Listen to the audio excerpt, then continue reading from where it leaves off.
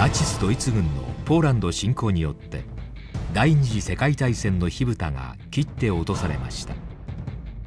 1939年のポーランド侵攻の際、ポーランドにいるユダヤ人はいずれナチスにより本格的な弾圧が行われるとの危機感を持っていました。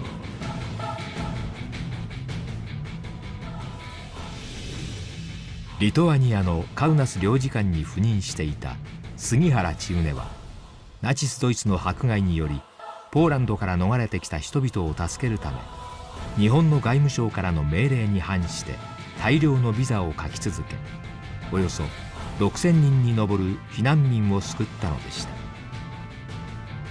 ジョージ・ブルーマンはカナダのブリティッシュコロンビア大学で数学の教授をされています。杉原千畝の命のビザで救われたブルーマンのご両親の逃避行についてお話を伺います。It certainly was a gift. It was a gift of life. There's no doubt that if my father and my mother had not gotten the Sugihara visa, they would have perished probably by gassing. Because that's what happened to those who remained in Lithuania. Essentially, the whole family outside of almost the whole family of my mother and my father. They were shot, died of typhus, and most commonly were gassed.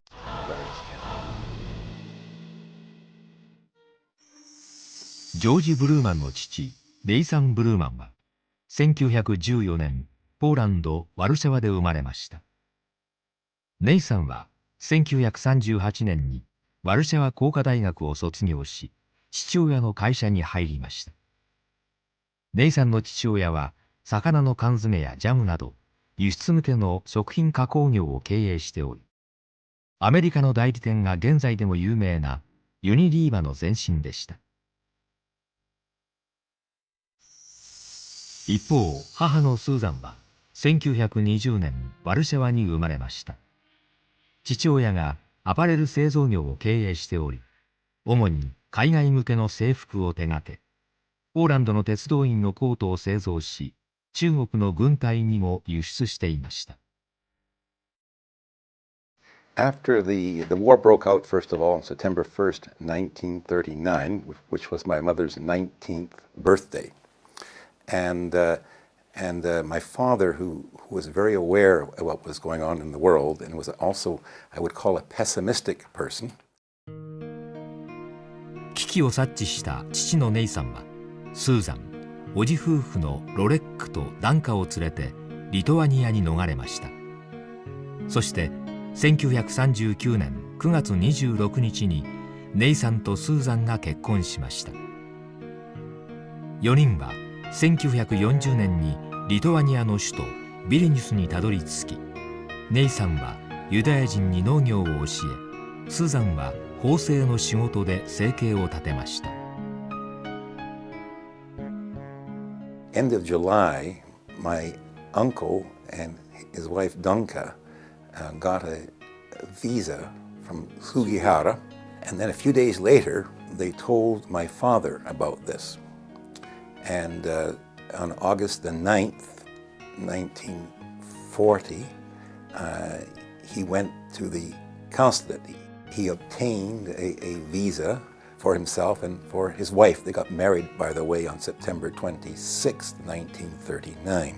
My uncle's visa was approximately $575, and my parents' visa was $1,500.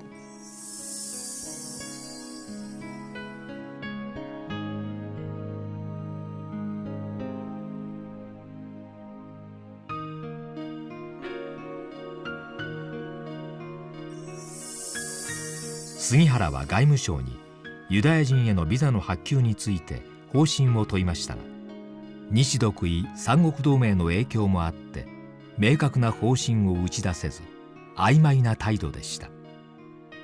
しかしわずか10日間に1000人以上のユダヤ人がカウナスの日本領事館に殺到したため、杉原は8月27日まで朝から晩までビザを発行し続けたのでした。その後もホテルやカウナス駅でもビザを書き続けました。こうして発給された杉原ビザは2139家族に上り、6000人余りの命を救うことになるのです。ドイツ軍はポーランドに侵攻した当時、ユダヤ人を殺さないと告げていたため、多くのユダヤ人はポーランドに残り、ほとんどがガス室に送られたのです。1941年1月に4人は何とかモスクワまで行くことができ、1週間過ごした後、1月12日にシベリア鉄道でウラジオストックに着きました。ウラジオストックからは天草丸で敦賀に着きました。In particular, since my parents did not have very much money, they were not on the deck with the other Jews. They were on the lower deck with Japanese passengers. And my mother started to vomit terribly on the boat. She was very sick. And the Japanese passengers tried very hard to comfort my mother. She was very impressed with her comforting of her. 敦賀からは汽車で神戸に移りました。当初ビザは1ヶ月の許可でしたが、後にユダヤ人について学識の深い小辻雪蔵のおかげで延長されました。当時小辻はユダヤ人の受け入れに奔走していましたが、満州国時代に上司だった松岡洋介外相に相談し、ユダヤ人の滞在期間の延長を認めてもらうことができたのです。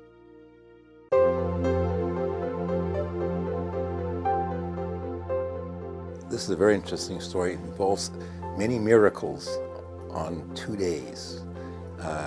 On June 25th, 1941, when my father was making one of his trips to Tokyo looking for a place to go to, he met on the street his former professor in Warsaw, who told him two things. He told him that you should go to the Canadian legation in Tokyo because they have 25 visas for professional people. My father had a degree. And moreover, there's a boat leaving for Vancouver tomorrow. The next miracle was that when my father went to the Canadian legation, they said only my father could go to Canada. And then my father said that's not possible. As you can see, there was a cancellation on the passport. And then my mother, my persuasive mother, went to the Canadian legation and she was able to get her name added to it. On that same day, they had to go to Yokohama and board the boat. And the other miracle that happened was that this was the very last boat from Japan to go to Vancouver. 両親は奇跡的にカナダに渡ることができましたが、バンクーバーに着いてからも厳しい現実が待っていたのです。So they landed in Vancouver with $40 US. He contacted a Jewish meat packer, a man who owned a meat packing place. Then he went to work for Boeing. My father went to the Canadian Army. And he served in the Canadian Army until the end of the war. Because he had a child, he did not go overseas. No fathers were sent overseas.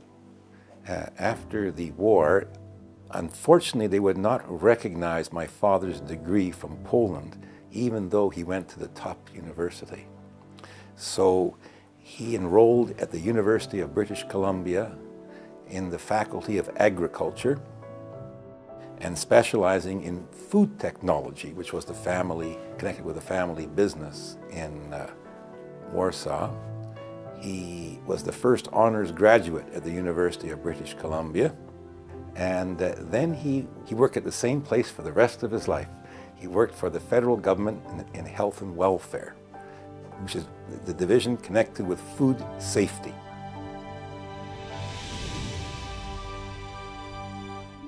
My parents did not know anything about a man named Sugihara. They just know that a Japanese man helped them.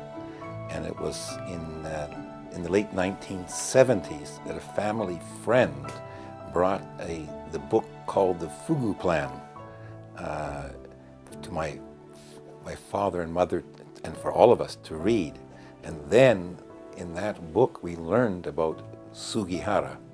Then after learning about Sugihara, he wrote a letter to Chuni Sugihara.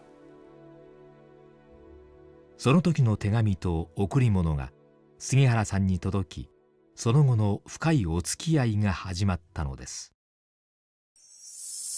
My sister Barbara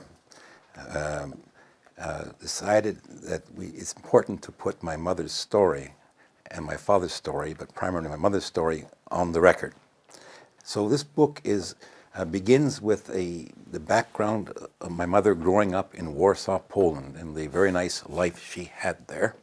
And then it continues about the war starting, and then the escape to Lithuania, getting the visa, and then the trip to Moscow and experiences in Moscow, the description of the Trans-Siberian Railway trip from Moscow to Vladivostok, a detailed description of what it was like traveling from Vladivostok to Suruga, and then the immediate impressions on landing in Japan, in particular on the train going from Suruga to Kobe, and then life in Kobe. But within this book, as I mentioned, my sister was dying, so she interlaced her experiences with cancer in the prologues of the different chapters with the stories. It's very well written, this interlacing, and her breaking up of her marriage at the same time. And it was very sad. My sister died in 2001. She was only 50 years old, and so the book wasn't finished. So her daughter, my niece Danielle, completed the book. It was more or less finished, but she completed the book. I helped her. So did another cousin helper. And the book was published in 2009. I think that this book would be a kind of a book that would be nice to translate into Japanese, because I think it would be an inspiration for young Japanese students, this book. Positive light. It's not written like most Holocaust books are written in a negative light. This is written in a positive light. There are many, many pictures in this book.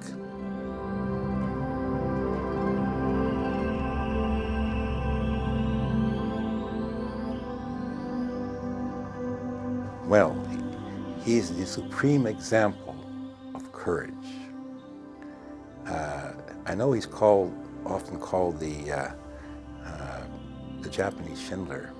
I consider that insulting. Maybe Schindler could be called the German Sugihara, but I don't think so. He did it to help other people without any personal gain, and he knew that he would be punished for what he did, but he still did it, and he also knew it affected his family. That's even unbelievable. His family suffered from what he did. One of my daughters-in-law is a psychologist, and she works in happiness research. And her research shows that the greatest happiness is not money. the greatest happiness is giving money to someone else, helping someone else. And I think Sugihara is the supreme example of this. I think he was a modest man. He was a modest man, and I don't think he did not want people to idolize him, is my opinion. But on the other hand, there's not been awards, proper awards for Sugihara, and I'm involved in the establishment of an award in the British Columbia. We're establishing a prize in his honor. And I also think, a suggestion, that Japan as a country honor him in the following way. The most important thing is impact on youth. And we want to train our youth today not to just stand alone but take action when action is needed. And one way we can do that, I think, is if we have a kind of a Japan prize, a Sugihara descendant prize, and this could continue on, and it's very important that the prize would come from Japan, and that demonstrates to young people that he means something, Sugihara. Just a recommendation. 杉原千畝は亡くなる直前こう語りました。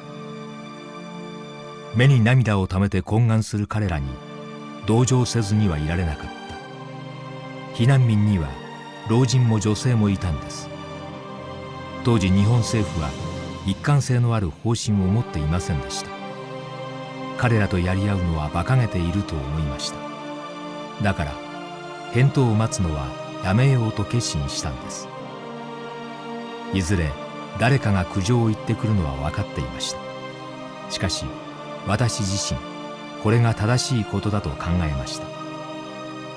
多くの人の命を救って何が悪いんですか。私は人として当然のことをしただけだと思っています。杉原ビザで命を救われた人は当時6,000人でしたが、その後時代が流れて今では20数万人の子孫が杉原千畝への感謝の心を忘れません。杉原千畝は今も世界中の人々から尊敬されています。ブルーマンの家族も杉原ビザによって両親とその子孫14人の生命が与えられたのです。